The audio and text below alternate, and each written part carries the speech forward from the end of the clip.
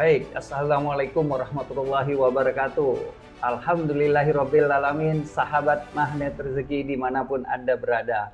Alhamdulillah hari ini sangat berbahagia, kita bersama-sama kita berjumpa dalam keberkahan dan keceriaan hari Selasa siang bersama saya Arif Bar, dan kita akan membahas tentang Let's Talk About Desa Wisata. Nah, hari ini Alhamdulillah kita kedatangan tamu-tamu spesial ya, luar biasa hari ini, kedatangan orang-orang yang benar-benar mumpuni untuk sharing berbicara tentang desa wisata, dan insya Allah orang-orang ini memang sudah sudah memang sebagai orang yang tepat untuk berbicara dan mengetahui tentang desa wisata. Dan apa yang akan kita bicarakan? Temanya adalah potensi desa wisata di Indonesia.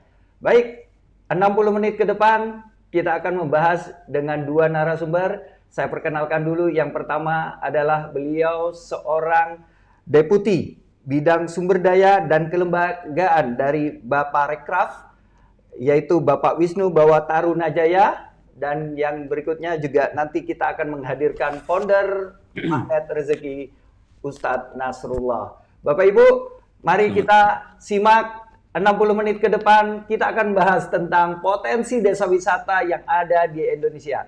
Namun sebelumnya saya ingin memperkenalkan dulu pembicara pertama kita, ya. Baik, pembicara pertama kita yaitu beliau adalah seorang deputi bidang sumber daya dan kelembagaan Baparekraf, Bapak Wisnu Bawatarunajaya. Beliau mengawali karirnya di pemerintahan sebagai Kepala Pusat Penelitian dan Pengembangan Kebijakan dan Kepariwisataan di Badan Pengembangan Sumber Daya Pariwisata dan Ekonomi Kreatif pada tahun 2014 lalu. Kemudian juga beliau meraih gelar Dr. S3 di bidang manajemen bisnis dari Universitas Pajajaran, Bandung pada tahun 2008. Sebelumnya ia memperoleh gelar S2 bidang manajemen dari Universitas Airlangga pada 1995 dan S1 dari Universitas Udayana pada 1985 dengan bidang yang sama. Nah, ia pernah mengajar, juga pernah menjadi dosen di Sekolah Tinggi Pariwisata STP di Bali di bidang marketing dan manajemen strategi, wirausaha dan manajemen keuangan hotel pada tahun 1986 hingga 2014. Jabatan sebagai rektor di STP Bali juga pernah diembannya pada tahun 2004. Bapak Ibu, beberapa jabatan yang pernah diembannya di Kementerian Pariwisata dan Ekonomi Kreatif antara lain sebagai Kepala Pusat Penelitian dan Pengembangan Kebijakan dan Kepariwisataan 2014, Asisten Deputi Pengembangan SDM Pariwisataan 2015, kemudian Asisten Deputi Pengembangan SDM Pariwisata dan Hubungan Antar Lembaga tahun 2018, juga sebagai Direktur Pengembangan SDM Pariwisata 2020. Rasanya beliau sudah sangat layak untuk membahas potensi desa wisata di Indonesia ini. Beliau, Bapak Wisnu Bawatarunajaya, kemudian dipercaya menjabat sebagai Deputi Bidang Sumber Daya Kelembagaan Kemenparekraf sejak Agustus tahun 2020. Beliau langsung di bawah Kementerian Bapak Menteri Pariwisata dan Ekonomi Kreatif, yaitu Bapak Sandiaga Uno. Alhamdulillah beliau sudah hadir bersama kita.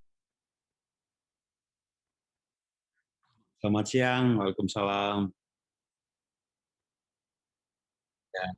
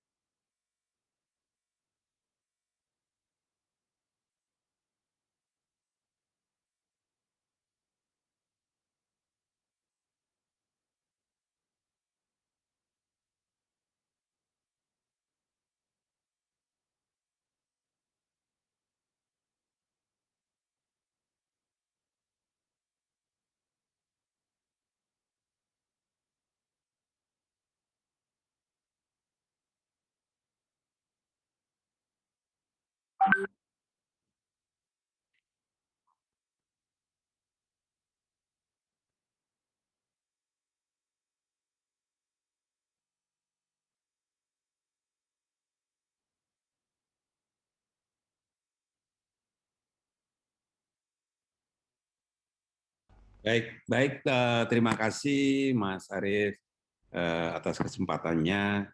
Kita akan berbagi mengenai bagaimana sih potensi yang kita miliki di desa wisata menjadi sebuah alternatif ya destinasi pariwisata yang bisa kita promosikan ya. Walaupun dalam masa COVID-19 ini memang sebuah waktu yang tepat ya untuk kita mencoba mempersiapkan destinasi-destinasi yang ada di Indonesia ketika nanti COVID sudah bisa ditangani, kemudian kembali dalam keadaan semula, mudah-mudahan bangkit pariwisata di Indonesia khususnya dan di dunia lah pada umumnya.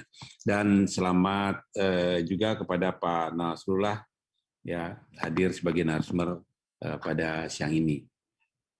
Waktu 20 menit saya akan gunakan untuk presentasi dan memberikan informasi, kemudian nanti kita bisa berdiskusi bagaimana pola-pola atau model di dalam pengembangan desa wisata yang kita yakini akan bisa berkembang dan memang resources atau sumber daya di desa itu sangat sangat luar biasa. Jadi kita punya 34 provinsi, ribuan desa yang siap menjadi desa wisata karena sumber-sumber baik itu alam, budaya, atraksi, semuanya kita miliki dengan beragam dan unik. Dan ini menjadi sebuah resources yang patut kita syukuri dan kita coba lakukan pengembangan dan paket-paket dengan produk-produk yang lain. Lanjut. Nah, kalau kita bicara desa wisata, ada persyaratan yang harus kita perhatikan dalam rangka kita mengembangkan sebuah desa wisata yang arahnya kepada desa wisata mandiri, di mana semua kebutuhan dari akibat berkembangnya pariwisata itu dipenuhi oleh masyarakat lokal. Jadi jangan membangun pariwisata di sebuah wilayah, kemudian semua kebutuhan disupport atau didukung oleh wilayah yang lain. Jadi tetap kita membangun di wilayah lokal itu bisa mandiri, masyarakatnya bisa mandiri, perekonomian juga bisa berlanjut lebih baik. Jadi ada 6 poin yang mesti diperhatikan. Pertama harus ada atraksi. Atraksi itulah produk yang mana kita harus yang harus kita tampilkan, baik itu alam, budaya, buatan apapun lah. Apapun yang menjadi unggulan di desa itu kita kembangkan. Karena bicara produk pariwisata itu bisa berasal dari apapun yang dimiliki oleh desa itu, apapun yang dimiliki itu yang kita kembangkan. Kemudian akses tentu menjadi perhatian kita karena orang yang ingin mencapai desa itu juga harus ada jalan, harus ada akses yang lain, transport dan seterusnya. Kemudian amenitas juga karena kita tahu kalau seseorang ingin berpergian, berwisata harus didukung oleh amenitas kebutuhan-kebutuhan mulai dari sandang pangan, ya kan, mulai dari kebutuhan-kebutuhan lain termasuk juga souvenir seandainya mereka sudah balik lagi ke asalnya dengan membawa sebuah kesan yang positif dari destinasi atau desa wisata tersebut. Nah, agar ini bisa terpadu dan tersedia dengan baik, maka kita harus berkolaborasi ya, semua pihak ya. Semua pihak yang ada di desa, baik itu pengelola, Pokdarwis, BUMDes, Karang Taruna, semua stakeholders yang ada, kita harus bersinergi, bergotong royong, bersama-sama untuk membangun. Karena mengembangkan pariwisata nggak bisa sendiri, nggak bisa pemerintah sendiri, nggak bisa juga swasta sendiri, tapi kita harus bergandengan tangan bersama-sama ya untuk membangun sebuah desa wisata. Nah, perlu juga kita pikirkan sekarang kan KL, kementerian, lembaga berlomba-lomba membuat program, dukungan finansialnya, dukungan programnya itu ke desa wisata ini sebaiknya dimanfaatkan dengan baik oleh masyarakat. Ya, pemberdayaan masyarakat itu adalah penting. Kita coba ambil sebuah opportunities ini untuk pengembangan desa wisata. Digitalisasi itu menjadi pilihan sekarang karena memang COVID-19 ini memberikan sebuah pembelajaran yang berharga buat kita. Kita harus sudah berubah ya ke digitalisasi. ke kebersihan, ke kesehatan.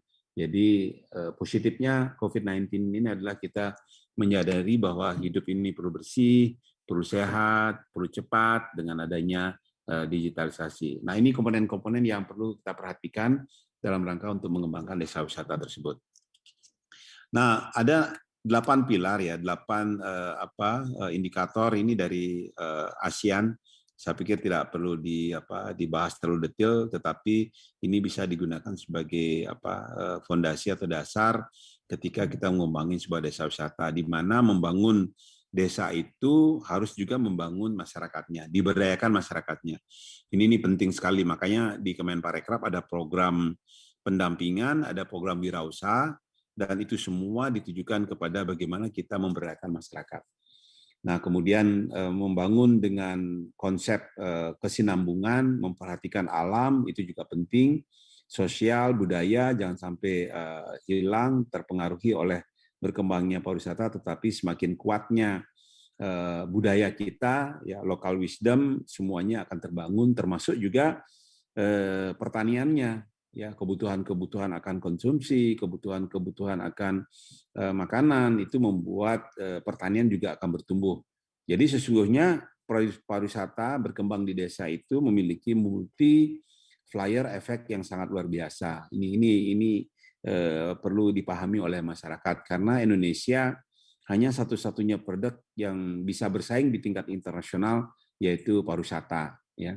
Kalau manufacturing kita akan bersaing dengan Cina, dan Cina sudah begitu maju manufacturingnya, tetapi Indonesia memiliki potensi yang sangat besar bidang pariwisatanya. Ini nih yang mesti harus kita kawal, kita bersama-sama untuk membangunnya. Oke, lanjut. Ada 3 pendekatan fungsi ya yang selama ini Kemenparekraf coba kedepankan untuk bisa berkolaborasi dengan KL yang lain. Yang pertama dari sisi aspek produk dan layanan, dari sisi supply. Nah, dari sisi supply ini, desa wisata sebagai daerah yang diarahkan menjadi destinasi pariwisata yang terbaik, ini kita perlu seperti apa yang saya katakan tadi itu, mulai dari 3A-nya, ya, produk-produk digitalisasinya, ya, pemberdayaan masyarakatnya, dan seterusnya. Kemudian di aspek demand-nya, yaitu aspek pemasaran dan penjualan. Ini kita juga harus menggunakan digitalisasi di dalam menjual desa wisata dengan produk-produknya. Nah, kedua aspek ini tentu masyarakat yang terlibat, itu perlunya ada pemberdayaan masyarakat. Jadi 3 aspek inilah yang harus didorong bersama-sama seluruh komponen yang ada. Nah, sehingga dari sisi supply-nya sesuai dengan dari sisi demand-nya. Apa yang dibutuhkan oleh para turis, wisnus maupun wisman, kita sudah bisa menyiapkan dari sisi supply-nya. Nah, inilah harus keseimbangan antara supply dan demand yang dijalanin oleh masyarakat, baik itu masyarakat industri, masyarakat umum, maupun pendidikan yang harus bersama-sama bergandengan tangan. Oke, lanjut. Bapak Ibu sekalian, saudara-saudara sekalian, di mana alur pengembangan pendampingan. Nah, pendampingan atau program pendampingan ini adalah program unggulan dari kami.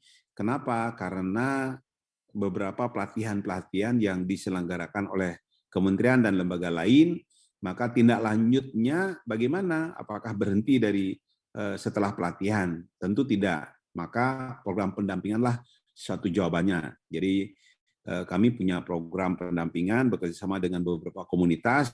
Kami harap komunitas dengan anggotanya yang ada di beberapa wilayah akan memberikan anggotanya yang memiliki kompetensi sesuai dengan kebutuhan supply, kebutuhan dari desa wisata. Misalnya bagaimana mengelola sebuah homestay, orang yang mengerti tentang pengelolaan homestay, mulai dari menyiapkan produk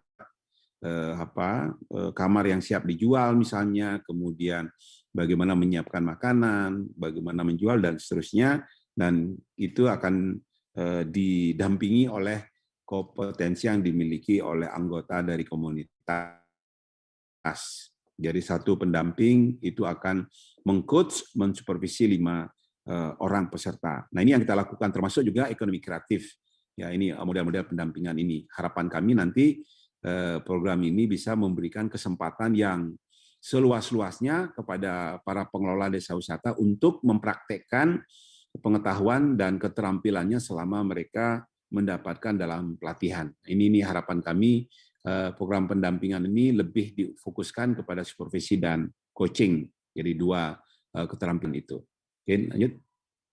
Nah, ini modelnya yang kami sudah terapkan mulai dari mekanismenya seperti apa, ya, supervisi, coaching, monitoring, dan evaluasi.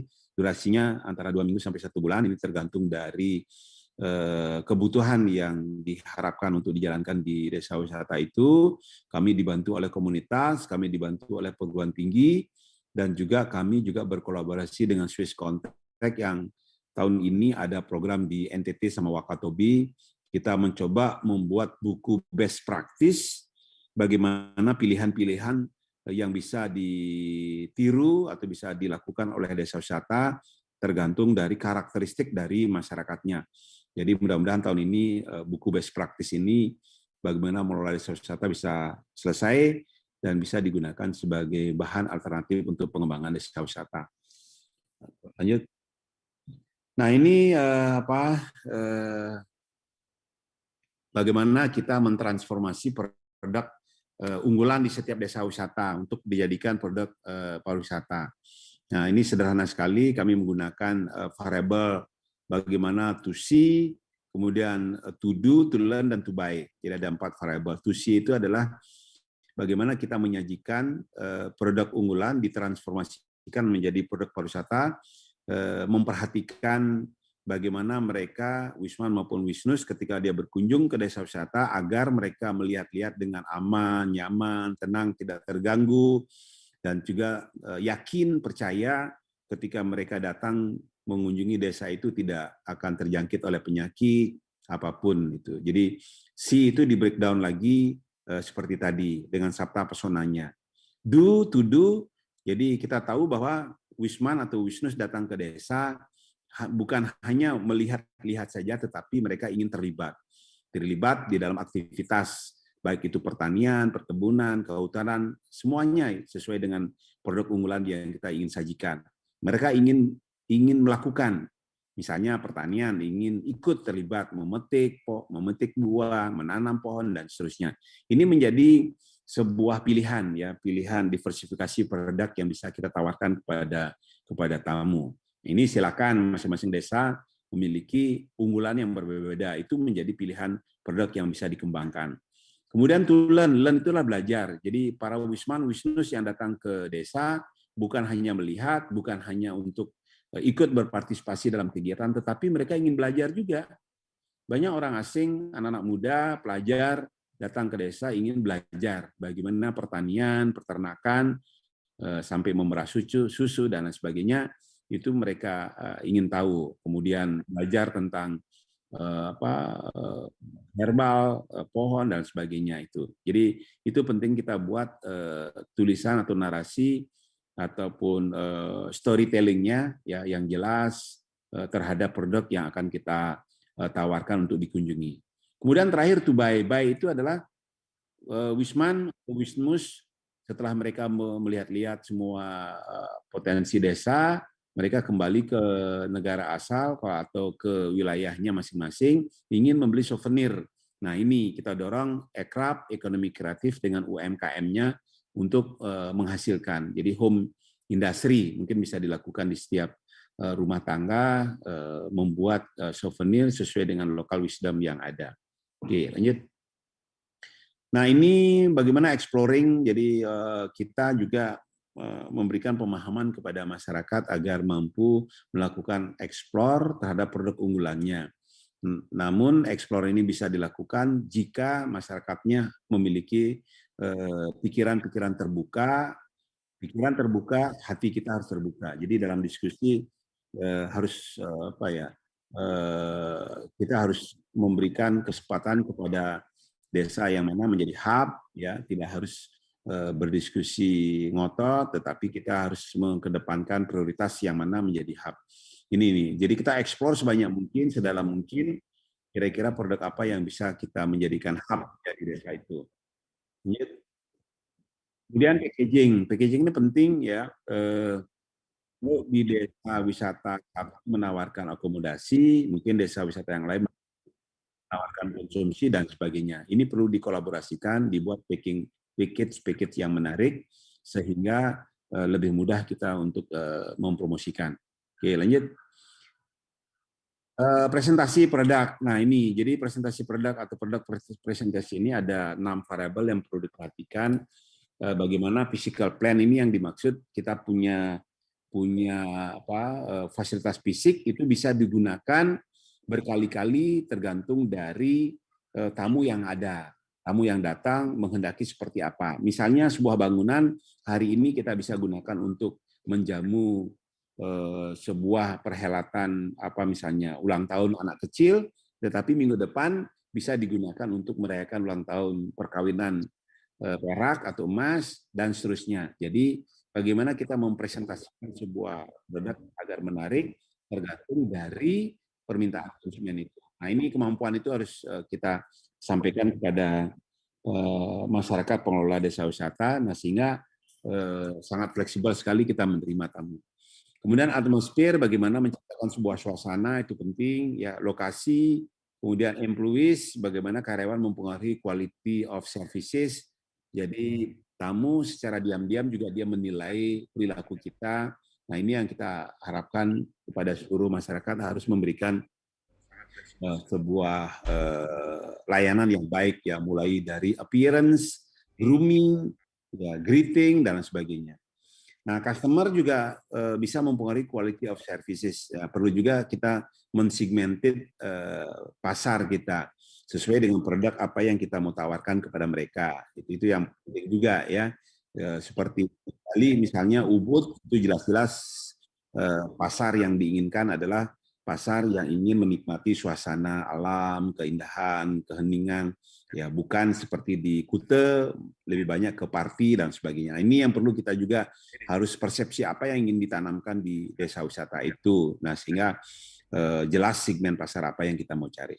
Price harga juga perlu diperhatikan, jangan sampai terjadi masyarakat di dalam menjual sesuatu karena saking banyaknya permintaan, akhirnya harga ditentukan seenaknya. Itu juga akan mempengaruhi image dan citra yang dibangun di desa itu. Nah ini jadi ada 6 variabel ya yang mesti harus diperhatikan bersama-sama oleh desa wisata agar persepsi, image atau citra yang dibangun juga baik. Karena membangun pariwisata bukan untuk hari ini, tetapi membangun pariwisata untuk berkelanjutan. Ini penting yang kita ingin sampaikan ini ya.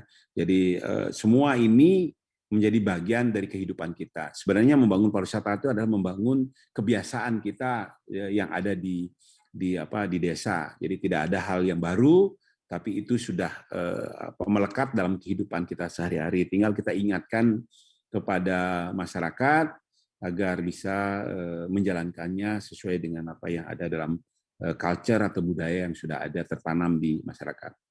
Mungkin itu yang bisa saya sampaikan. Saya pikir udah habis ini bahan kami dan mudah-mudahan ini menjadi bahan diskusi kita. Kami juga di pemerintah sangat terbuka menerima masukan agar model-model yang kita kembangkan di desa wisata mandiri ini bisa lebih baik dan lebih sempurna karena tujuan akhirnya adalah bagaimana memberikan manfaat kepada masyarakat ya, masyarakat mendapat manfaat dari perkembangan pariwisata itu tujuan kita. Oleh karena itu maka kami sangat terbuka menerima segala macam bentuk masukan, karena itu senang sekali kami sehingga nanti dengan mudah dan gampang dan cepat bisa terrealisasi program-program yang kami lakukan, terutama di tahun depan itu bisa lebih sempurna lagi. Saya pikir itu dulu, Mas. Jadi mudah-mudahan ini ada manfaatnya buat semua para peserta yang ikut di dalam seminar hari ini. Terima kasih. Wassalamualaikum warahmatullahi wabarakatuh.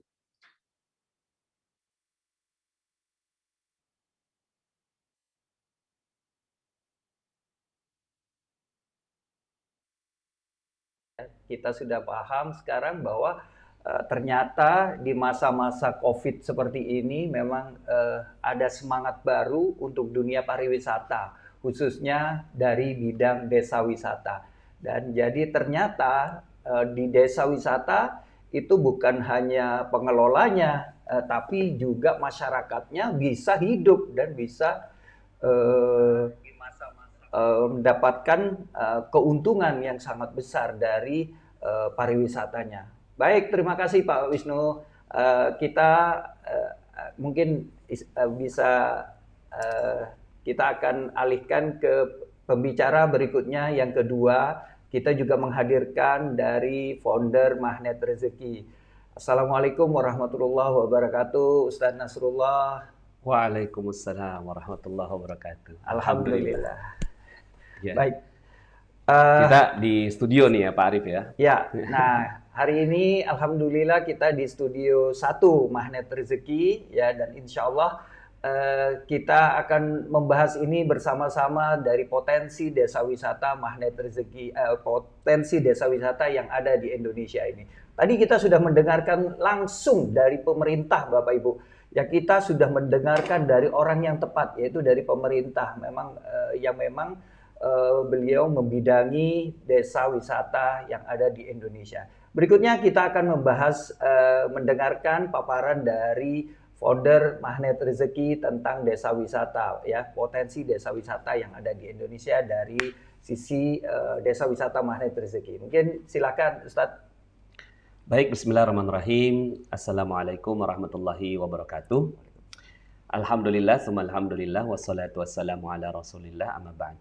Alhamdulillah, terima kasih yang sebesar-besarnya saya ucapkan kepada Bapak Wisnu bahwa Tarunajaya yang Masya Allah ya, telah menyampaikan begitu detil dan runtut ya, kemudian juga sangat-sangat luar biasa ya tentang bagaimana potensi desa wisata, dan desa wisata sepertinya jadi fokus sekarang ya Pak Arif. Betul. Ini kayaknya kita enakan diskusi kayaknya, Diskusi Pak ya, Arif, baik.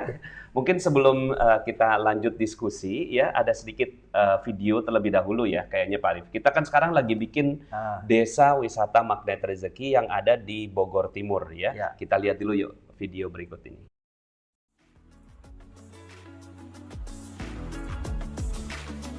7 keuntungan memiliki kafling desa wisata Magnet Rezeki. 1. Memiliki tanah produktif yang dihasilkan dari kebun dan wisata. 2. Nilai tanah yang meningkat harganya, terutama setelah tol beroperasi. 3. Menyelamatkan alam dengan perencanaan ala desa, bukan urban concept. 4. Mendukung dakwah alam Magnet Rezeki yang terbukti meningkatkan kualitas hidup manusia. 5. Bertetangga dan berjamaah dengan para pengamal ilmu Magnet Rezeki. 6. Keamanan legalitas dengan surat berstatus SHM. 7. Bebas riba dengan menggunakan akad-akad syariah. Desa Wisata Magnet Rezeki mengolah anugerah. Oke, Desa Wisata Magnet Rezeki, mungkin sedikit perkenalan nih Pak Wisnu. Kita alhamdulillah membuat sebuah desa wisata nih Pak Wisnu di daerah Bogor Timur ya. Dan alhamdulillah sekarang ini sudah bergabung lebih kurangnya 200 orang ya, yang insya Allah sama-sama lebih kurang ya 200 ya, Arif ya, 200. untuk sama-sama mengembangkan potensi yang luar biasa ini. Mungkin saya malah jadi pengen bertanya nih ke Pak Wisnu nih Pak Arif, boleh nggak Pak Arif? Boleh, silakan. Saya jadi peserta aktif aja ya. Kita dialog santai aja ya Pak Wisnu ya. Ya, silakan. Ya. Baik. Pak Wisnu, kalau kira-kira sekarang ini kan yang tadi Pak Wisnu sampaikan bahwa salah satu produk yang bisa kompetitif di tingkat internasional yang sangat langsung ya, itu adalah potensi pariwisata ya. Kalau kita mau manufacturing, kita nggak mungkin bisa, ya sedikit banyak mungkin perlu waktu kalau mau ngalahkan Cina begitu ya Pak ya. Tapi kalau untuk pariwisata itu bisa kita langsung dengan potensi wisata kita. Boleh nggak Pak dielaborasi lebih jauh tentang hal ini Pak? Tentang kaitannya dengan bagaimana potensi itu bisa bisa menjadi potensi internasional ya, kelas dunia. Ya, baik. Baik, terima kasih Pak Nasrullah. Jadi seperti kita lihat sekarang ini di 34 provinsi, saya langsung melihat ke desa itu sangat sangat luar biasa sekali dari sisi keindahannya, keragamannya, ya baik itu budaya, alamnya, semua potensi di masing-masing wilayah itu punya keunikan masing-masing, ya. Dan atraksinya, ya, masyarakatnya, bahasanya, semua itu ada keunikannya. Dan ini menjadi sebuah resources, ya, sebuah sumber yang saya lihat. Karena apa? Karena kalau kita lihat rata-rata dari Wisman atau katakanlah Wisnus itu selalu dia berkunjung ke sebuah daerah mencari suatu hal yang belum pernah mereka lihat, belum pernah mereka rasakan, belum pernah mereka kalau itu berupa makanan mencicipi, katakanlah seperti itu. Jadi makanya saya beberapa ke wilayah provinsi, kabupaten maupun desa selalu menyampaikan bahwa yang namanya produk pariwisata itu berasal dari produk unggulan. Unggulannya apa? Apa saja yang dimiliki itu kita dorong gitu. Itu buktinya sekarang coba kita lihat di kota-kota besar, katakanlah di kota-kota besar, di sebuah wilayah, katakanlah di lapangan, ya, lapangan. Itu coba lihat di jam-jam 3, jam 4 sore, ya sebelum Covid, ya. Saya katakan sebelum Covid ini banyak orang yang duduk-duduk santai, ya kan, sambil menikmati makanan itu di tempat-tempat terbuka, ya. Kadang-kadang anak-anak muda di jam-jam berapa tuh 8 malam dia duduk-duduk santai. Nah, itu membuktikan bahwa mereka butuh butuh refresh, butuh butuh wisata. Nah, itu. Nah, alam-alam terbuka itu saja seperti itu, apalagi kita memiliki potensi-potensi yang besar, tinggal dipoles saja sedikit. Saya pernah berkunjung ke sebuah wilayah Kalimantan Tengah, wilayah Kabupaten Utara, saya lupa kabupaten namanya. Di situ saya diajak keliling berjalan di sore hari. Kemudian di situ ada jembatan warnanya merah, jembatan merah menghubungi sungai. Terus saya tanya, Pak, kalau sore hari di jembatan ini apa yang terjadi? Terus dia bilang, wah ini banyak anak-anak muda nongkrong, parkir sepeda motornya, dia duduk di atas sepeda motor sambil ngobrol, menikmati makanan kecil.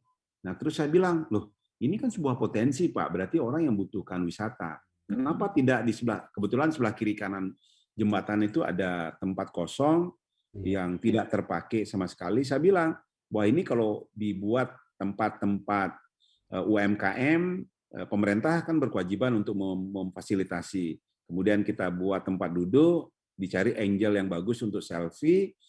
Nah ini sebuah luar biasa Pak. Jadi orang yang tidak duduk lagi di atas jembatan, tetapi mereka kita tempatkan.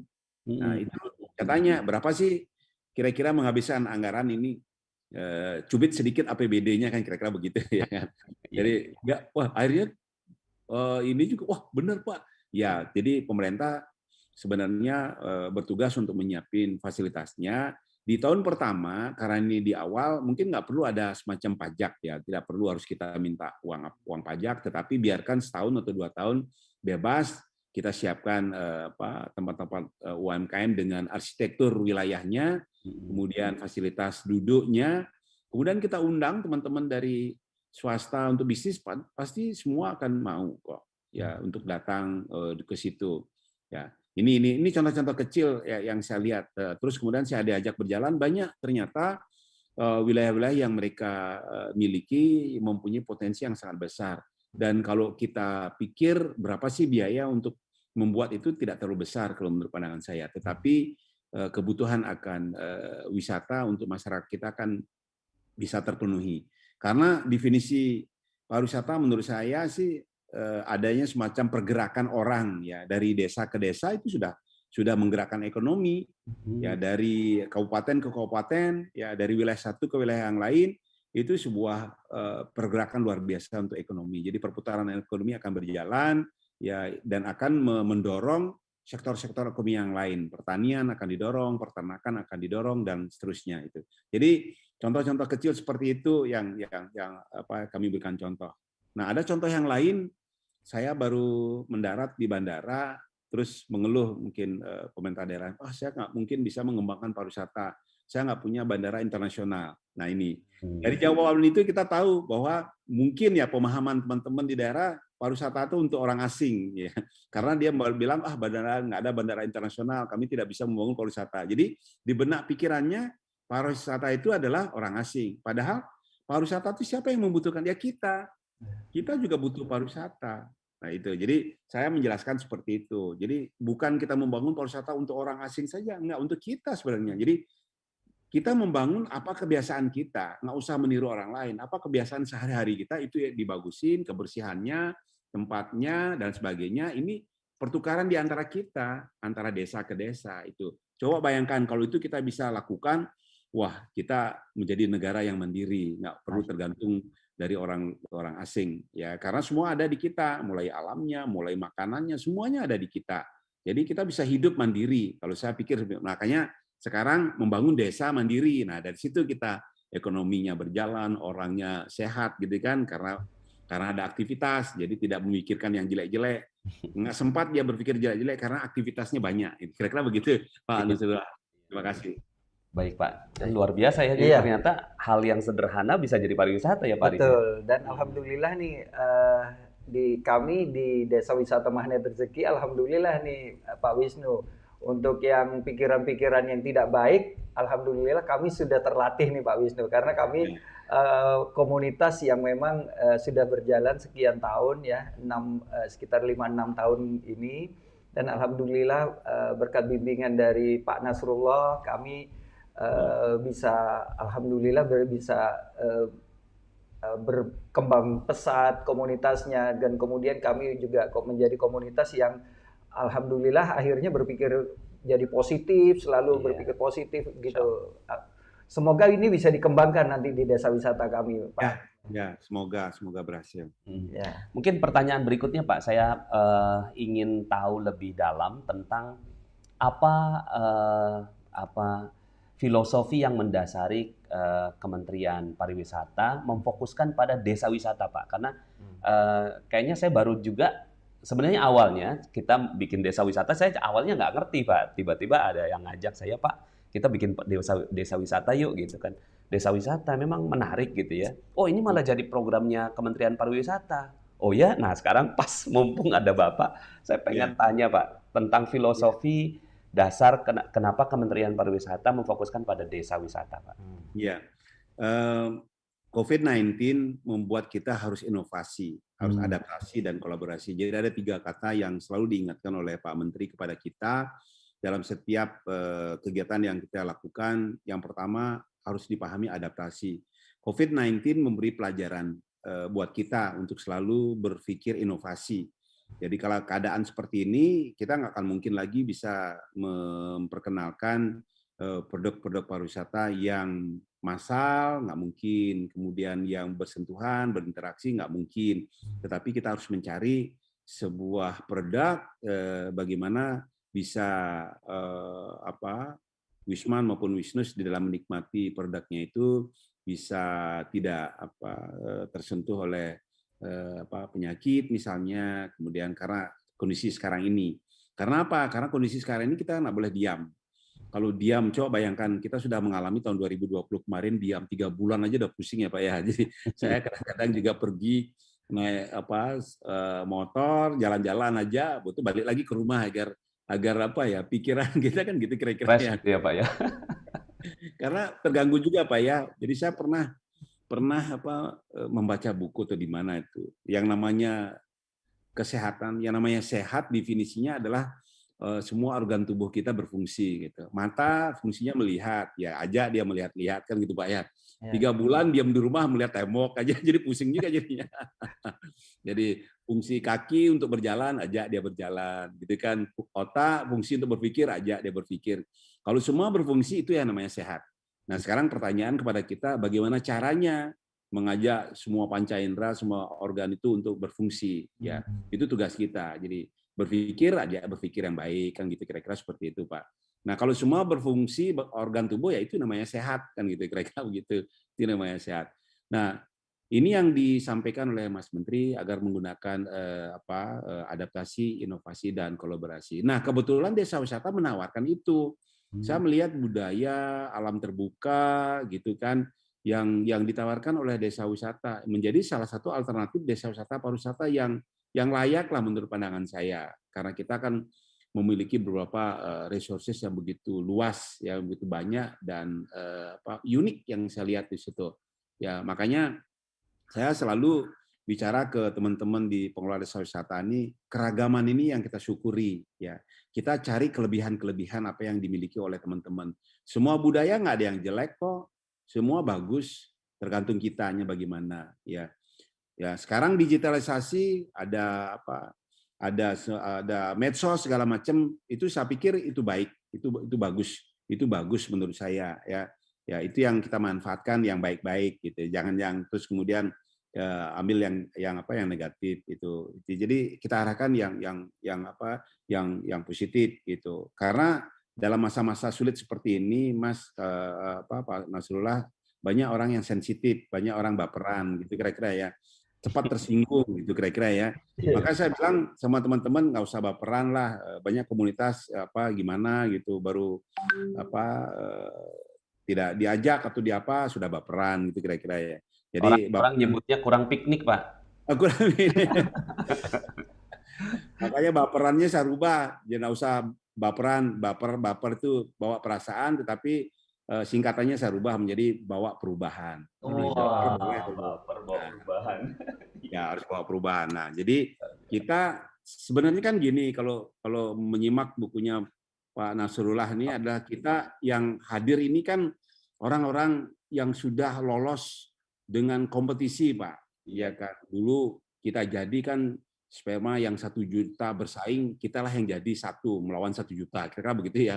Kita lahir penuh dengan kompetisi dan berhasil. Masa kita dengan adanya COVID terus kemudian kita menjadi cengeng, ya kan? Enggak. Kita adalah orang-orang yang pemenang gitu. Nah, ini yang sering saya sampaikan kepada kawan-kawan, yuk jangan lagi kita orang pemenang, kita tunjukkan bahwa kitalah orang-orang yang patut dan layak untuk meneruskan ini. Nah, kira-kira begitu. Jadi desa wisata saya lihat memang menjadi sebuah potensi yang bagus, karena kalau kita menggerakkan desa yang baik, potensi ekonomi bergerak, saya pikir tidak ada pergerakan dari desa ke kota lagi. Ya, yang sekarang ini dikeluhkan oleh kawan-kawan di Kemendes kan, ketika membuat program di desa digitalisasi, anak-anak mudanya sudah jumlahnya sedikit, sudah pergi ke kota dia. Itu keluhannya. Jadi ya benar juga ya. Jadi di desa anak-anak mudanya pergi ke kota, baik itu belajar, baik itu bekerja. Nah, sehingga program-program ke desa sedikit anak-anak muda yang masih ada di situ. Nah, ini sebuah tantangan buat kita, kembali kita gerakkan desa sehingga anak-anak muda kita bisa membangun desa dan tidak akan ke kota. Saya pikir itu Pak Nasrullah. Baik. Itu juga yang jadi ini Pak, yang jadi salah satu pertimbangan dan perhatian kita gitu ya. Sementara kan kayaknya bangun desa tuh kayak nggak keren gitu loh Pak. Kayaknya yang keren tuh bangun kota gitu ya. Nah, kita malah balik ke desa gitu ya. Tapi ternyata memang itu jadi program yang menarik ya Pak ya. Memang ada potensinya juga ya Pak ya. Ya. Ya, saya melihat juga contohnya Pak Nasrullah, saya lihat di Bali itu kan produk diversifikasinya tinggi. Malahan justru ke desa-desa hidup sekarang. Saya lihat itu ada banyak sekali, ada permainan, ada kopi luwak, dia buat narasinya bagus, mulai dari mana sampai di situ learningnya juga ada. Ya, kemudian juga dia di samping melihat, mereka diajarkan untuk melakukan menggiling kopi itu, membuat. Ya, itu saya lihat sekarang di Bali banyak sekali hal yang menarik gitu. Jadi enggak kecil Pulau Bali tapi banyak aktivitas yang bisa dilakukan. Dan di Jawa saya lihat juga begitu. Jogja saya lihat juga diversifikasi produknya sudah mulai bagus. Ya kan, hampir semua wilayah saya lihat sudah oke, banyak. Jadi ini yang kita dorong, bagaimana menggerakkan Wisnus Pak Nasrullah. Dalam kondisi seperti ini, wisata Nusantara itu tidak ada pilihan, kita harus menggerakkan ini. Ya. Ininya besar perekonomian itu, ya kecil tapi volumenya besar. Ini yang di samping itu yang penting kan ininya Pak yang Bapak bilang itu, ya kita juga perlu refresh gitu. Nah, sehingga orang nggak sempat berpikir negatif, nggak sempat berbuat negatif. Mereka sudah ada kesibukan, sudah ada apa yang dilihat ya, dan sebagainya. Jadi yang paling penting kan di situ, Pak Nusra. Ya. Saya pernah Pak Arif, saya Ya. tuh lihat tayangan di Bali itu ada desa wisata yang jadi percontohan ya Pak ya. Ya. Desa wisata apa ya Pak yang di Bali itu Pak? Pelipuran apa Pak ya? Pelipuran. Ada Penglipuran, kemudian ada yang di Bali Utara juga ada tentang marinnya, ya, ada budayanya juga itu. Kemudian ada desa namanya Desa Kutuh yang Bapak mungkin udah tahu, mungkin ke Pantai Pandawa itu ada tiga produk. Di situ mandiri Pak. Jadi memang betul-betul masyarakatnya mandiri dalam mengembangkan pariwisatanya. Jadi mereka di situ ada bukit yang dia jual hanya laut Pak. Nggak ada laut apa namanya alam yang sudah tersedia rahmat Tuhan, tidak diapa-apain. Yang diapa-apain itu bukitnya Pak, tempat duduk itu yang dipangkas. Nah kemudian limestone itu dijual, hasilnya untuk membenahi tempat-tempat duduk restoran kecil-kecil. Mereka di situ duduk, minum kopi, minum teh, ada pisang goreng. Yang dilihat apa? Laut. Coba laut, bengong itu lihat laut. Iya kan, ini ya. Jadi pariwisata itu apa aja bisa memungkinkan gitu. Yang penting amenitasnya. Kalau di desa wisata. Ya, makanya saya bilang sama teman-teman, saya bilang sama teman-teman yang namanya pergumulan itu apa aja bisa. Laut yang nggak diapa-apain bisa menjadi sebuah daya tarik. Kalau di kita potensinya gunung, Pak. Ya. Gunung. Kita lihat video sebentar, Pak. Gunung bisa menjadi. Ada satu video kita.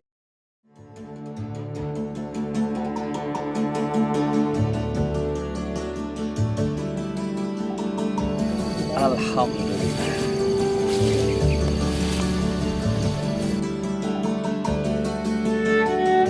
Di saat orang lain membangun kota, yuk sama-sama kita bangun desa.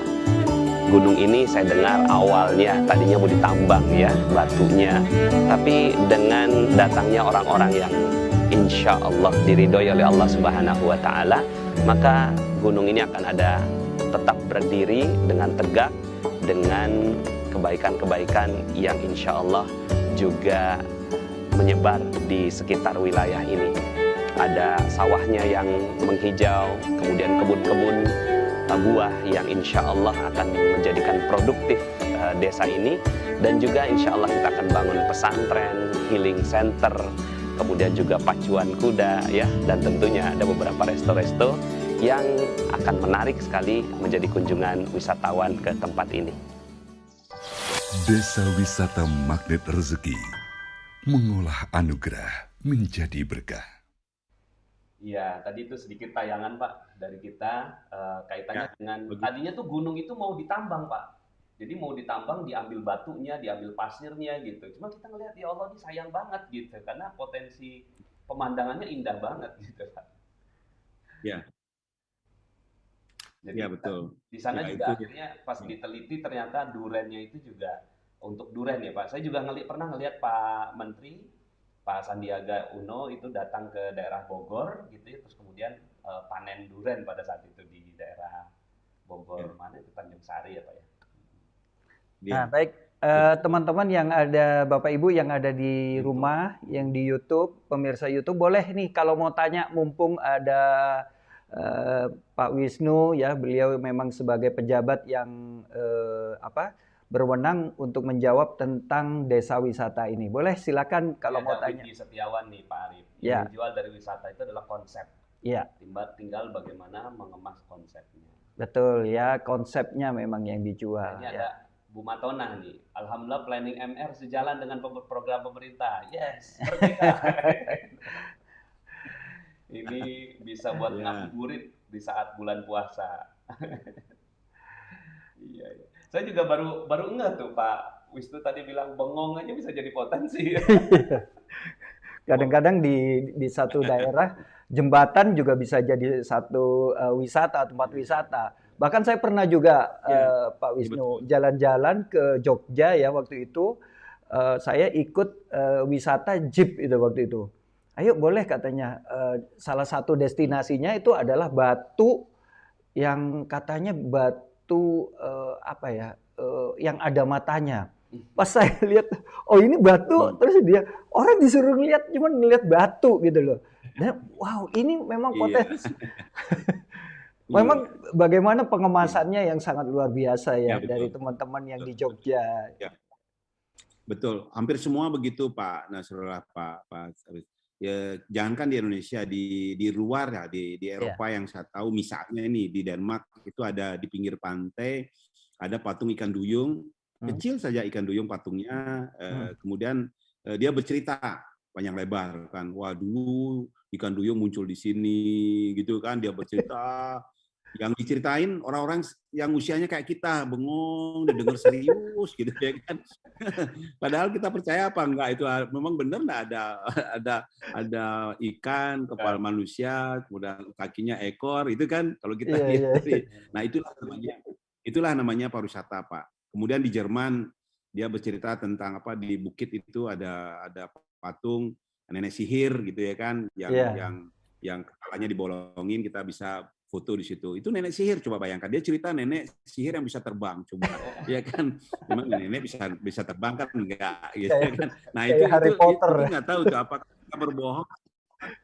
Ya, nah itu kan Philip Kotler kan menjadi buku yang banyak pembelinya. Nah, itu apa? Apa kita berbohong kan enggak? Itu kan cerita juga. Iya. Nah, terus kemudian itu di luar negeri. Di Indonesia coba lihat di alun-alun selatan di Jogja misalnya, pohon beringin, Iya, ya kan. betul. Kemudian dikasih cerita sedikit. Ya kan, anak percaya nggak percaya, tapi kan ya itulah dia pariwisata ya.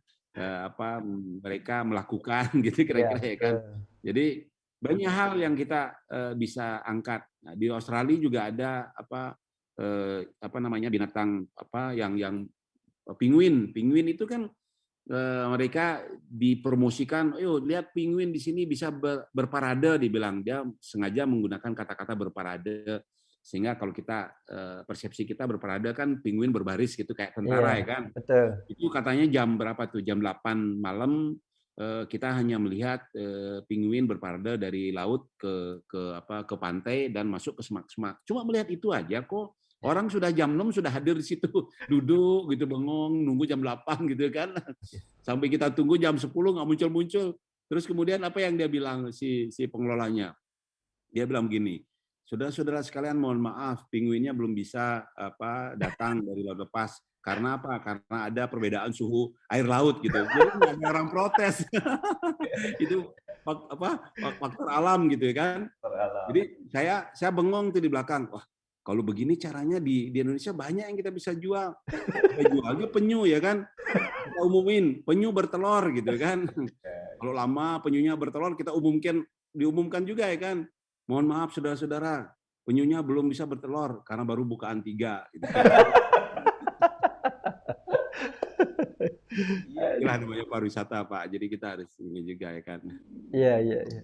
Ini ada yang ini desa-desa wisata di daerah Banjarnegara nih Pak, laporan nih Pak Wisnu katanya sudah Ya. ada beberapa yang sudah dibangun dan kelihatan bagus juga.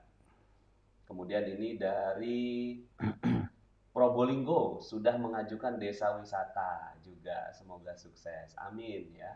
Nah, ini ada pertanyaan nih Pak, bagaimana caranya menarik investor agar bisa tertarik untuk membangun desa wisata juga? Mana tadi ininya? Bagaimana Pak ya? Kira-kira ada tipsnya nggak Pak? Ya, jadi saya sering ngobrol-ngobrol sama teman-teman. Jadi kalau ada orang agar dia menarik, ya kita tentu tunjukkan keseriusan kita kan gitu, tunjukkan keinginan kita, tunjukkan bahwa kita itu di desa yang kita ajukan itu betul-betul memiliki potensi. Ya, itu mulai dari dukungan masyarakatnya itu jangan sampai kita mengusulkan meminta investor masuk tetapi kita di dalam belum siap sama sekali. Ya itu kan sering terjadi seperti itu. Jadi akhirnya mereka datang, ini apa yang kita bangun dan sebagainya. Mungkin kita perlu lihat itu dulu sama-sama di dalam masyarakat diskusikan dulu kira-kira kita ingin membangun pariwisata itu seperti apa, persepsi yang kita bangun seperti apa ya dalam benak pikiran Wisman yang kita mau cari nanti. Karena kan investor datang kan pasti akan ditanya semua itu. Jadi Anda ingin saya datang untuk membangun apa, kepada siapa, dan bagaimana, dan seterusnya, dan seterusnya. Jadi saya sih sarankan dari situ kita mulai dulu, Kemudian kita bisa bekerjasama dengan pemerintah. Sering sekali pemerintah kan biasa ada semacam kunjungan ke luar negeri, ada mungkin permintaan, kan kita bisa paling enggak memberikan informasi awal bahwa kondisi-kondisi di daerah itu seperti apa, membangun seperti apa. Khususnya. Banyak juga saya lihat ini tidak dipikirkan ya, di dalam membangun destinasi kan harus jelas segmented, segmen pasar kita seperti apa yang kita mau cari. Nggak bisa kita membangun, kan seringkali kalau kita tanya membangun pariwisata apa, ya kita bangun aja, siapapun yang datang kita terima mau gimana, kan ini nggak fokus ya gimana. Kita berarti kita nggak ngerti dong produk unggulan kita seperti apa, kita mau bawa dia kemana itu. Jadi kalau menurut saya sih harus dibangun itu, nah sehingga Indonesia mempunyai diversifikasi produk yang beragam, sehingga kita bisa menawarkan itu. Itu sih menurut saya sih, Pak. Ya, terima kasih banyak, Pak. Jadi kesungguhan nih, Pak. Betul. Keseriusan, kesungguhan ya, dan konsep yang memang harus memang diutamakan ya, Pak. Saya punya pengalaman dulu, Pak, waktu menjadi koordinator wirausaha. Ini analog aja, Pak, analog. Ada salah satu peserta, saya kan undang pengusaha untuk bicara di depan peserta pelatihan wirausaha itu. Nah, kemudian salah satu peserta ngomong gini dia, gampang itu menjadi wirausaha, yang penting ada duit, gitu dia bilang. Duit bisa, gitu dia Pak bilang pesertanya.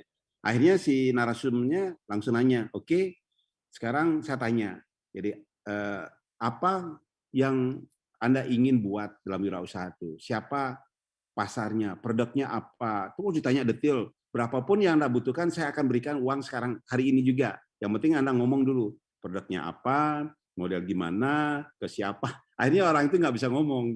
Jadi ini sebuah analog. Jadi kalau kita berwirausaha bukan hanya semata-mata uang, tetapi juga konsep-konsep itu.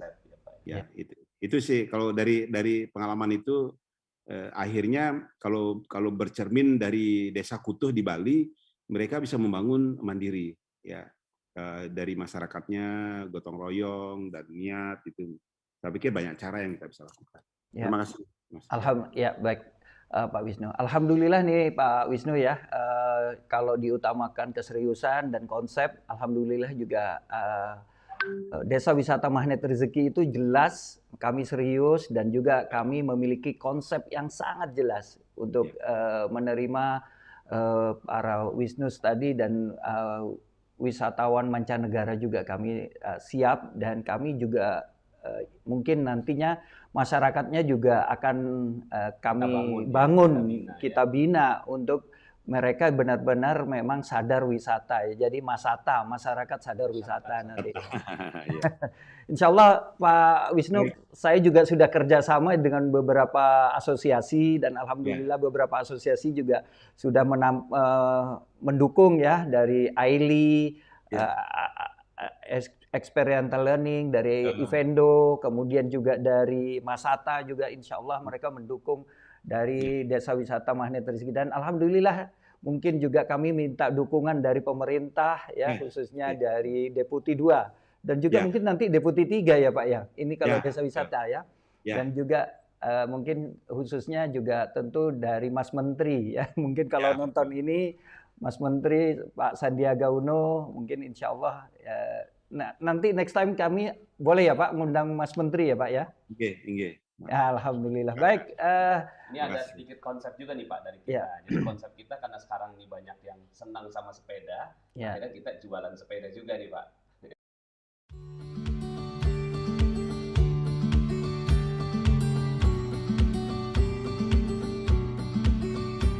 Kesehatan adalah aset termahal yang dimiliki oleh manusia. Semakin baik kita menjaganya, semakin menjadi tanda bersyukur kepada Allah Subhanahu wa Ta'ala. Bayangkan jika Anda bisa bersepeda di tempat yang asri seperti Desa Wisata Magnet Rezeki ini, tentunya ini adalah sebuah kemewahan yang tak terbayarkan dengan apapun. Desa Wisata Magnet Rezeki, mengolah anugerah menjadi berkah. Ya, alhamdulillah. Baik. Nah, sebagai penutup nih Pak Wisnu, nanti juga mungkin kami jika ada acara-acara offline yang mudah-mudahan juga tentu dengan prokes, kami juga insya Allah akan ngundang Pak Wisnu nih ya. Baik, Mudah-mudahan Bapak ada waktunya untuk bisa hadir. Dan Ya. sebagai penutup, Pak Wisnu boleh closing statement mungkin untuk teman-teman di YouTube. Silakan Pak Wisnu. Baik, terima kasih Pak. Jadi saya mengajak pada teman-teman di desa wisata, ya baik itu masyarakat industrinya, masyarakat umum, masyarakat pendidikan. Mari kita gali potensi yang ada di desa, kita bersama-sama bergotong royong, bersinergi tanpa lelah.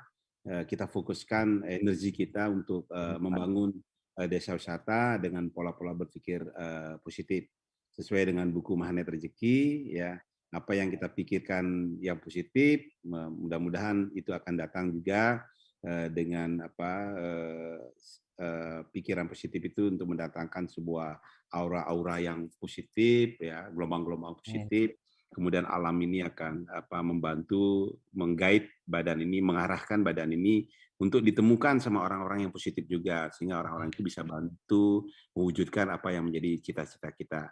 Ya, semoga berhasil, Pak. Jadi desa wisata menjadi pusat ya perekonomian kita nanti, dan dari desa kita mulai membangun negara kita. Terima kasih, Pak.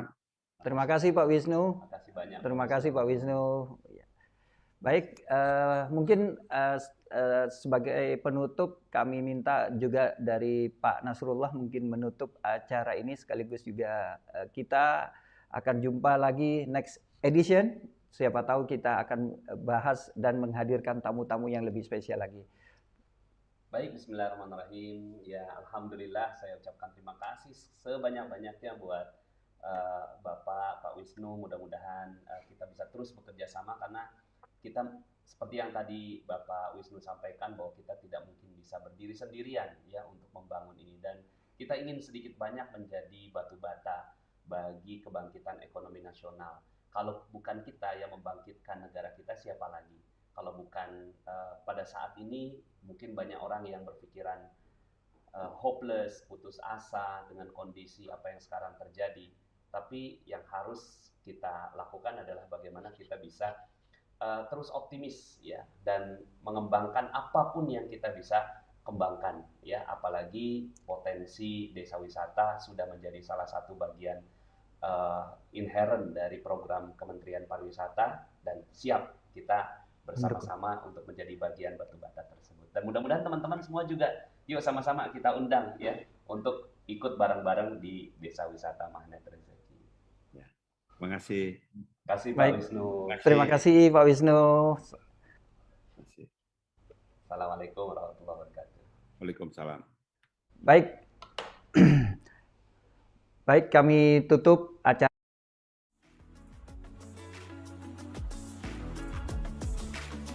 Tujuh keuntungan memiliki kafling desa wisata Magnet Rezeki. 1. Memiliki tanah produktif yang dihasilkan dari kebun dan wisata. 2. Nilai tanah yang meningkat harganya, terutama setelah tol beroperasi. 3. Menyelamatkan alam dengan perencanaan ala desa, bukan urban concept. 4. Mendukung dakwah alam Magnet Rezeki yang terbukti meningkatkan kualitas hidup manusia. 5. Bertetangga dan berjamaah dengan para pengamal ilmu Magnet Rezeki. 6. Keamanan legalitas dengan surat berstatus SHM. 7. Bebas riba dengan menggunakan akad-akad syariah. Oke, gimana Pak Arif? Tadi Pak Alhamdulillah. Arif, diskusi kita sama Pak Wisnu ya. Iya. Beliau tuh deputi ya. Deputi. Beliau langsung di bawah Deputi 2, beliau langsung di bawah Pak Mas Menteri ya, kita manggilnya Mas Menteri Sandiaga Uno. Iya. Itu emang ada berapa deputi di sana? Kalau nggak salah ada 9 deputi. Ada 9 deputi ya. Teman-teman semuanya, Pak Arif nih beliau sebagai ketua asosiasi apa? Saya ketua dari founder dari IO Community dan juga dan juga penasehat di Evendo. Evendo itu asosiasi event yang ada di Indonesia. Nah, jadi teman-teman semuanya ya, yang menggawangi desa wisata ini bukan kaleng-kaleng ya. Jadi yang bareng-bareng sama kita, karena Pak Arif sekarang posisinya sebagai marketing ya Pak, Ya, marketing. sebagai direktur marketing dari Desa Wisata Magnet Rezeki. Jadi panjang kayaknya ya, Insya desa Allah, wisata kita ya. Insya Allah Ustaz. Dan insya Allah juga banyak asosiasi yang sudah mendukung ya untuk desa wisata ini, Magnet Rezeki ini, dan juga tadi sudah melihat sendiri bahwa pemerintah juga mendukung adanya desa wisata Magnet Rezeki ini. Sekaligus kita juga akan bergandengan tangan dengan pemerintah Ustaz. Jadi mudah-mudahan nanti ini benar-benar bisa terrealisasi nanti. Nih Pak Junaidi, keren program desa wisata. Selain sinkron dengan program pemerintah, alhamdulillah sebagai alternatif pilihan berkomunitas. Iya benar. Betul. Bersama di masa depan. Betul, Ustaz. Dan kita sebenarnya sebelum adanya desa wisata ini sudah ada komunitasnya. Ya, jadi kita udah ada komunitas, gitu kan? Tinggal dipindahkan. Tinggal pindahkan aja komunitas ya. Ya kalau sekarang ini masih online ya kan COVID nggak mungkin seterusnya. Betul. Ya. COVID ya pasti ada batasnya. Kalau saya sih ngelihat ada sebuah dari bongkaran gitu ya, berakhir di Maret 2025 katanya. 2023. Jadi Maret 2023 selesai, panitia COVID-nya udah beres. Jadi sekarang pertanyaannya adalah apakah kita mau menjadi orang yang berkontribusi positif di masa COVID atau nanti setelahnya? Iya. Kalau setelahnya udah terlambat ya. Iya, sudah tidak tepat waktu kalau sudah hadir. Udah nggak tepat waktu. Iya, kalau sudah hadir ini ya, kita akan membangun sama-sama justru dari saat ini, bukannya sekarang kita bangun pada saat COVID-nya kebuka. Wah, udah apalagi tol udah mau dibangun ya. Iya, wah itu sudah beda nanti desa wisata. Kalau sekarang ini dari Jakarta ke sana itu 1,5 jam ya, Pak? 2 jam. 2 jam sampai 2,5 jam. 2 sampai 2,5. Pernah sih saya tuh pas pulang itu ada truk yang terguling. Iya. Ya. Nah, itu pas launching. Pas launching itu ada truk yang terguling itu pulangnya Masya Allah lama. Ya nggak cepet ya. Tapi ya kan nanti ada tol. Kalau ada tol gimana tuh Pak? Waduh. Ya sudah berbeda tentunya ya, dan alhamdulillah ya Bapak Ibu kalau pengen ikut serta justru saat ini, karena apa? Dapat keberkahan harga yang sangat baik hari ini gitu. Dan kalau nanti nunggu tol sudah ada ya tentu sudah berbeda. Mungkin bisa ya saya tidak tahu, mungkin sekitar 3 kali 4 kali ya. Kalau udah tol jadi, jalanan di lokasinya udah jadi, wisatanya udah jadi, emang siapa yang mau jual? Iya betul. Udah nggak ada yang mau jual gitu ya. Jadi teman-teman semuanya kita udah kolaborasi sama berbagai asosiasi, kita juga berkoordinasi sama pemerintah. Jadi siap-siap ya. Siap-siap ya. Jadi yang selama ini menjawab juga Ustadz ya, yang beberapa pertanyaan dan juga pembicaraan di belakang ini bahwa kayaknya desa wisata Magnet Rezeki ini seperti kaleng-kaleng kayak gitu ya. Jadi kayak orang yang mengisukan yang sudah lalu-lalu lah, yang dulu. Kayak ini yang lagi rame. Kebun kurma. Iya, kebun kurma. Ya, jadi kami disama-samakan dengan yang ini. Mungkin ya boleh untuk mengingatkan. Jadi kalau saya sih lihatnya nih Pak Arif ya, kan itu tuh daerah itu memang nggak gampang untuk orang amatir masuk di dunia properti. Betul. Ya, saya sih nggak katakan saya udah profesional ya. Yeah. Cuma kita udah merintis dari tahun 2006 gitu ya, menjadi property developer. Ya. Sebenarnya sih tadinya udah mau pensiun Pak Arif. Tapi ternyata ada panggilan ini ya untuk bangun desa wisata. Kontrak sudah. Udah kontrak. Nah saat itu saya langsung turunkan tim.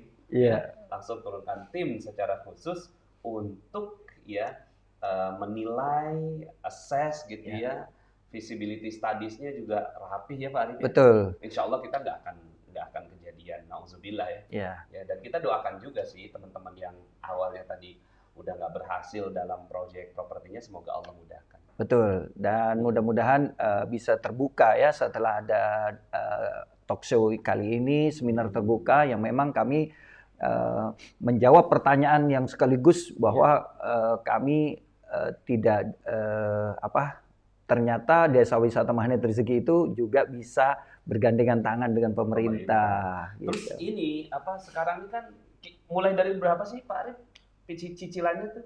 Cicilannya Mulai dari- sangat murah ya, mulai dari 2 jutaan saja. 2 juta. 2 jutaan saja karena ini ini juga atas kebijakan dari Pak Nasrullah ya, Iya, yang iya. memang Saya dan mitra Ya. pemilik tanah. ya supaya seluruh komunitas Magnet Rezeki itu bisa memiliki. Ya makanya kami membuat hashtag semua bisa punya kafling Semua DWMR. bisa punya kafling desa wisata. Cuma 2 juta. Jadi gini kan kita di Magnet Rezeki itu kan emas ya dan properti. Ya. Nah, Anda harus bijak-bijak nih, harus bijak-bijak bagi-bagi.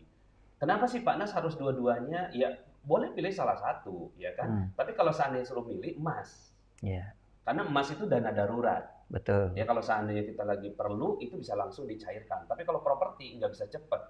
Nah, ini harus bijak-bijak gitu ya kita melihatnya gitu. Tapi kalau bicara tentang keuntungan, Iya. gitu ya, yang mana yang lebih untung, yang mana yang lebih untung jangka panjang? Ya pasti properti. Proses properti, Pasti betul. properti. Kalau emas ya emas.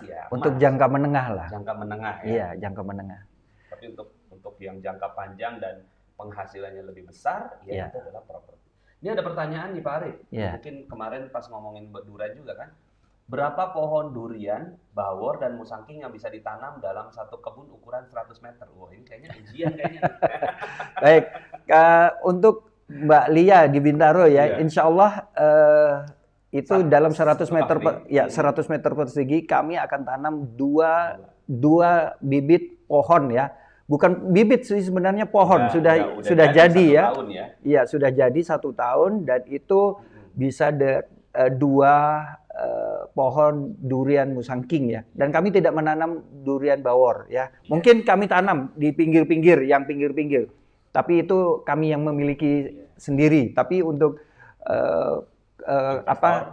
untuk keluarga keluarga Desa Wisata Magnet Rezeki kami berikan yang spesial yaitu durian musangking. Musangking ya.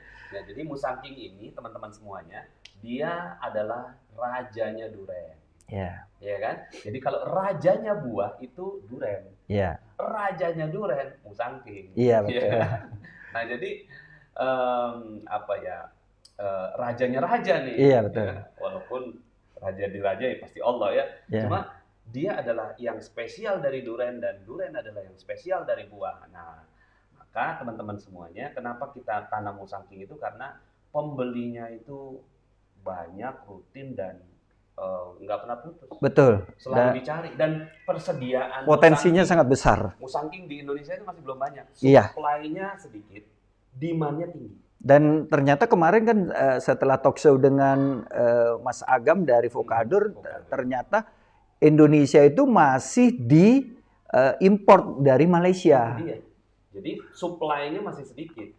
Itu 1 bulan Masih nggak banyak. 50.000 ton.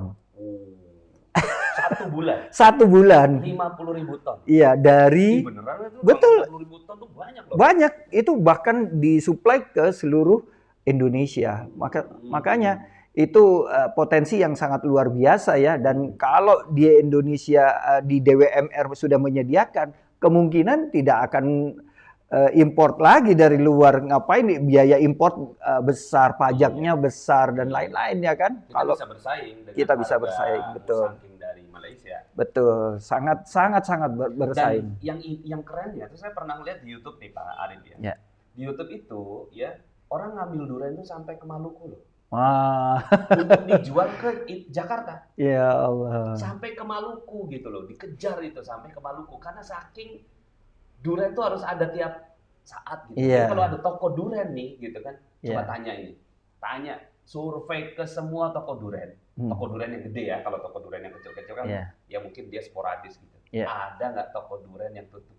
Iya, iya. Nggak ada loh Pak Arif. Makanya Nggak ada toko durian nih kalau udah sukses jalan, nggak mungkin tutup. ini ada pertanyaan mau ikut katanya, hubunginnya mungkin bisa Iya, dikeluarkan ini yang lagi. tadi ya. Ah, Yang tadi, dikeluarkan mana lagi tadi ya? hotline-nya. Ya ini di ini. Ya hotline ya, oke siap. Ya ini dia. Ya silakan bagi Bapak Ibu yang mau tanya-tanya dulu ya, kami punya customer service 2 juta rupiah per bulan. dimulai dari 2 jutaan Dimulai dari rupiah. 2 jutaan per bulan. Iya, kalau Selama berapa tahun? 5 tahun. 5 tahun, 5 tahun. Selama 5 tahun. Setelah selesai cicilan gitu kan. Nggak sampai selesai Ustadz, Sampai sudah selesai kami tanam, punya penghasilan. sudah punya penghasilan Bisa ya. jadi malahan mungkin Di di tahun ketiga tahun tahun keempat, kelima itu udah nggak nyicil. udah nggak nyicil. Wih, bisa jadi ya walaupun Iya. kita kan Dibantu cicilannya oleh durian tadi ya, sangat luar biasa. Mm-mm. Apa bisa lebih dari 5 tahun cicilannya? Iya nggak bisa ya. Mana tadi ini? Nah ini dia ya.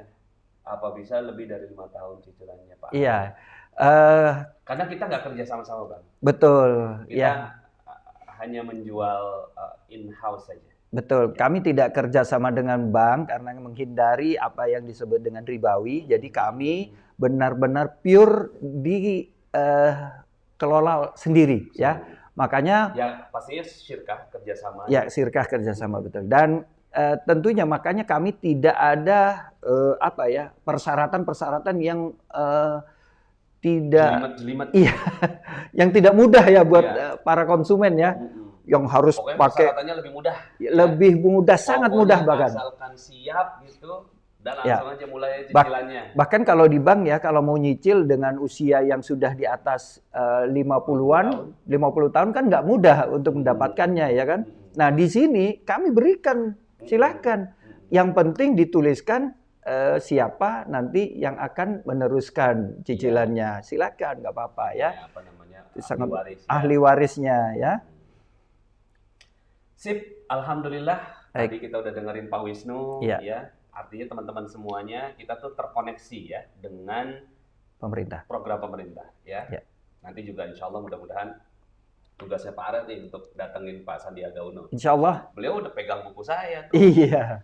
Udah Insya Allah. kemana-mana bukunya tuh. Sangat insya Allah beliau juga mendukung ya. Insya Allah beliau sangat mendukung Desa Wisata Magnet Rezeki Ya. ini dan tinggal kami hadirkan bagaimana dengan beliau karena Nih, memang ada yang nanya nih, kapan kita diajak ke lokasi? Wah. 26. tanggal 26 insya Allah siap-siap ya. Tanggal 26 kita akan touring ya 26. bersama Pak Nasrullah tentunya. Pak Nas belum pernah lihat Pak Nas naik motor kan ya, kita sama-sama nanti tanggal 26 ya. Tapi nanti boleh diubah nggak tanggalnya? Saya ternyata tanggal 28 itu, 27, Iya. 28 itu ada apa namanya itu?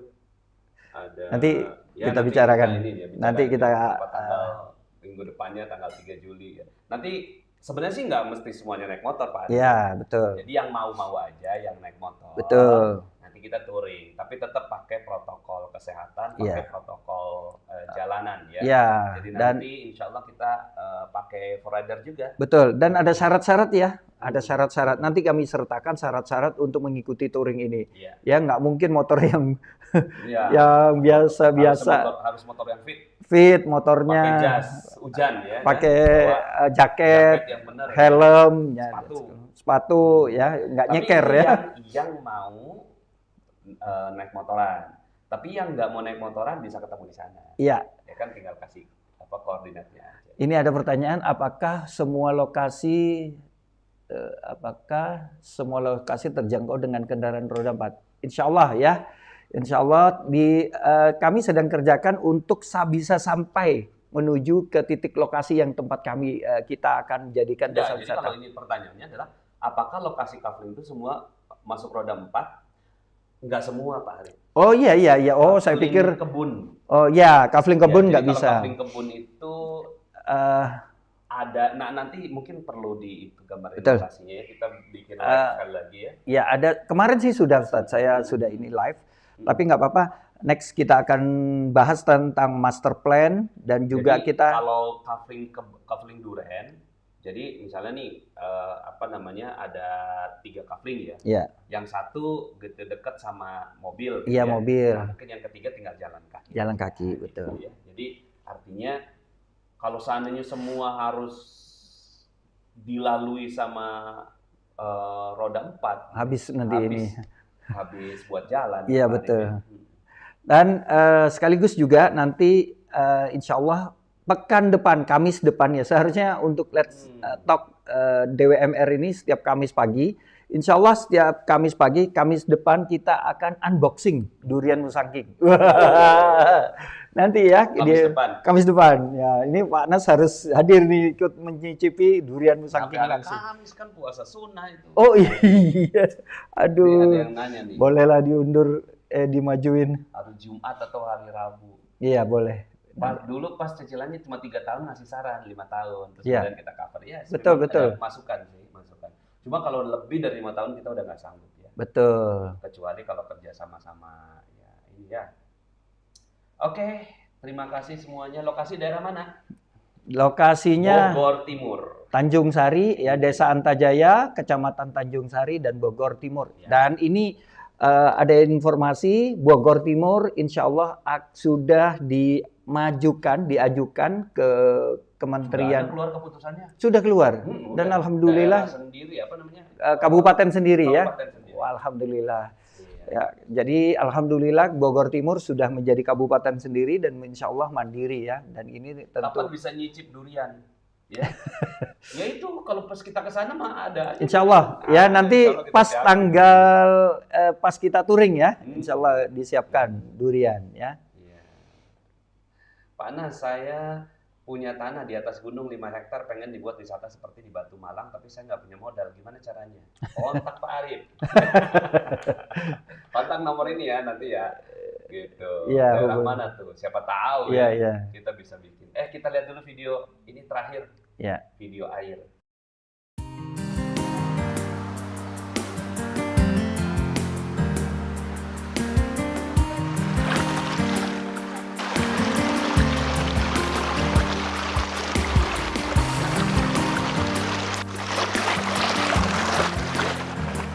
Air adalah sumber kehidupan. Allah Subhanahu wa Ta'ala ciptakan seluruhnya dari air. Menjaga air adalah menjaga kehidupan itu sendiri.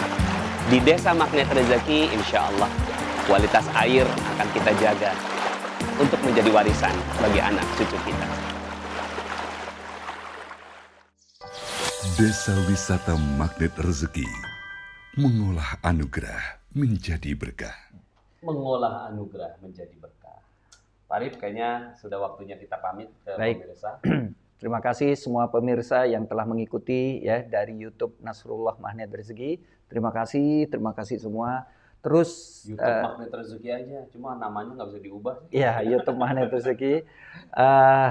Terus ikuti Let's Talk Desa Wisata Magnet Rezeki. Kami akan memberikan terus perkembangan bahkan bukan hanya di Desa Wisata Magnet Rezeki, tentunya juga kita akan terus membedah tentang desa wisata, potensi desa wisata, dan tentunya juga kita berikan kesempatan untuk teman-teman bisa juga memiliki Desa Wisata Magnet Rezeki ini, kafling yang ada di dalamnya. Baik, terima kasih semuanya. Alhamdulillah, terima kasih Pak Nasrullah, terima kasih Pak Wisnu yang mungkin masih menonton, dan tim dari Kementerian Pariwisata. Terima kasih semua. Ya, Pak Radit. Pak Radit, ya. Terima Baik. kasih banyak Pak Radit. Baik, kita akan tutup. Wabillahi taufik wal hidayah. Wassalamualaikum warahmatullahi wabarakatuh. Waalaikumsalam warahmatullahi.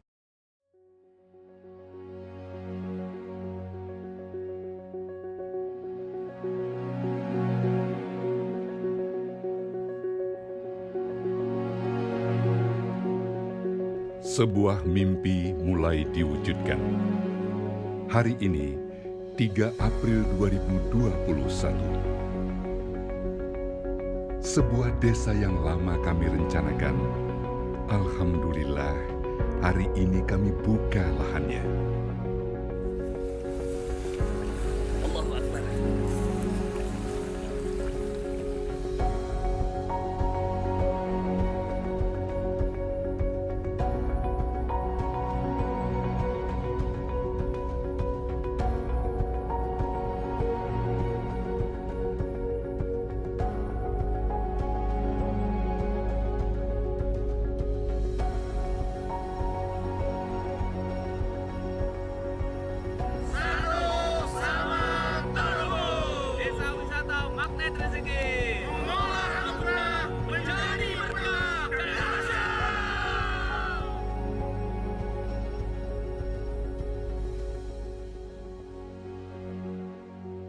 Desa Wisata Magnet Rezeki, sebuah desa impian yang insya Allah setiap warganya bisa mandiri secara ekonomi dan tertata kehidupan akhiratnya.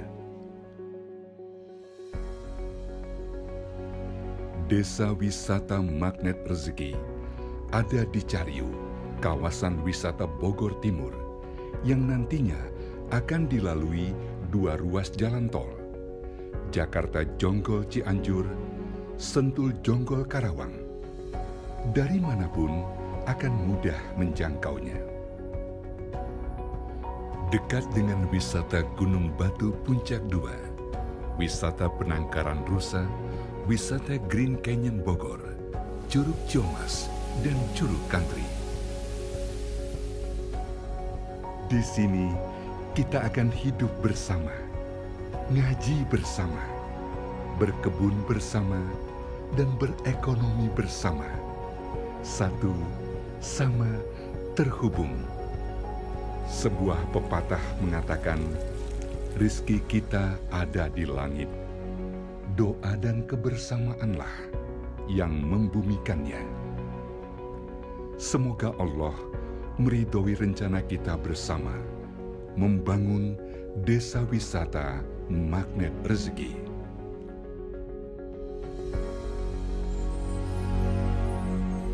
Desa Wisata Magnet Rezeki mengolah anugerah menjadi berkah.